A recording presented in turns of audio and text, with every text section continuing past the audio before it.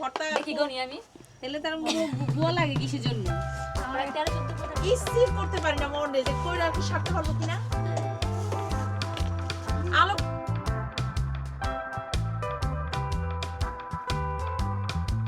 আজকে আমাদের হবে দুপুরের যে ভোজনটা হবে সেটা হলো একটা পিকনিক বলা যায় বা বাগান ভোজন। দীপু ভাইয়ের যে বাগান রয়েছে সেই বাগানে আজকে আমরা প্রতিবেশীরা মিলে দুপুরে একসঙ্গে খাবো, পিকনিক করব। খিচুড়ি আজকের দুপুরের খাবারের মেনু খিচুড়ি। খিচুড়ির সঙ্গে থাকবে হলো 8-10 রকমের ভর্তা, যা সবাই খুব পছন্দ করে।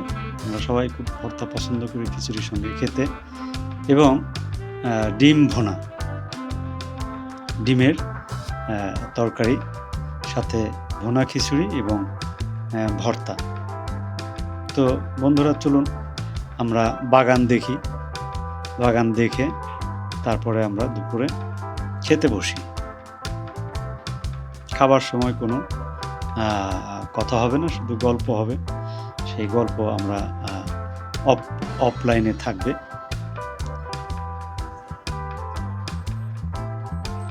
মাঝে মাঝে এরকম প্রতিবেশীদের সঙ্গে একসঙ্গে পিকনিকের আয়োজন করলে, খাবার আয়োজন করলে, যে অস্থির সময় চলছে আমাদের মাঝে, বাংলাদেশে মানুষের মধ্যে এবং সমগ্র পৃথিবীতেই এখন একটা অস্থির সময় চলছে।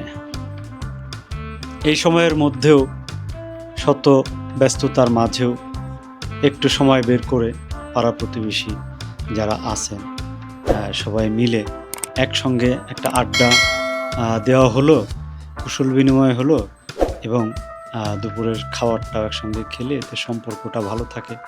এখন তো আর পারিবারিক সম্পর্ক মানুষের নেই, যৌথ পরিবার খুব কম।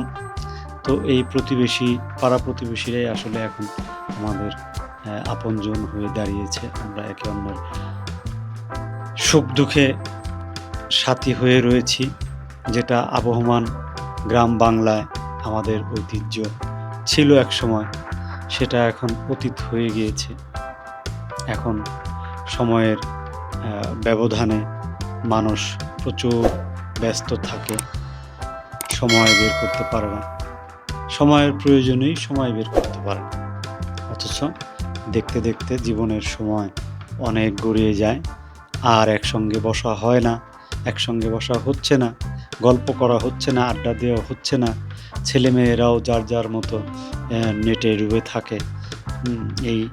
এই নেট এখন হয়েছে আমাদের সবার কথা বলার মাধ্যম, যোগাযোগের মাধ্যম, দেখাশোনার মাধ্যম।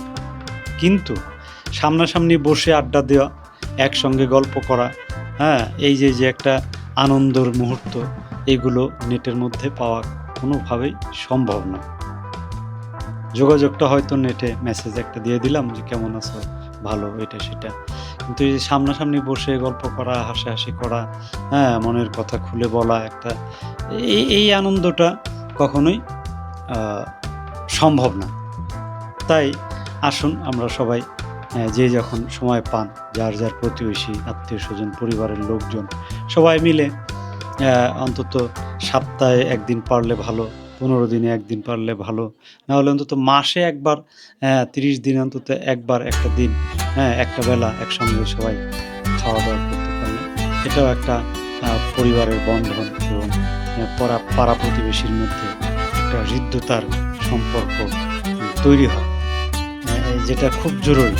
এই অস্থির সময়ে আমরা একে অন্যের কথা শুনবো, একে অন্যের কথা বলবো, একে অন্যের কষ্টে পাশে দাঁড়াবো, আনন্দে শরিক হব, সমস্ত কিছুই মিলেমিশে থাকাটাই সবচেয়ে বড় কথা।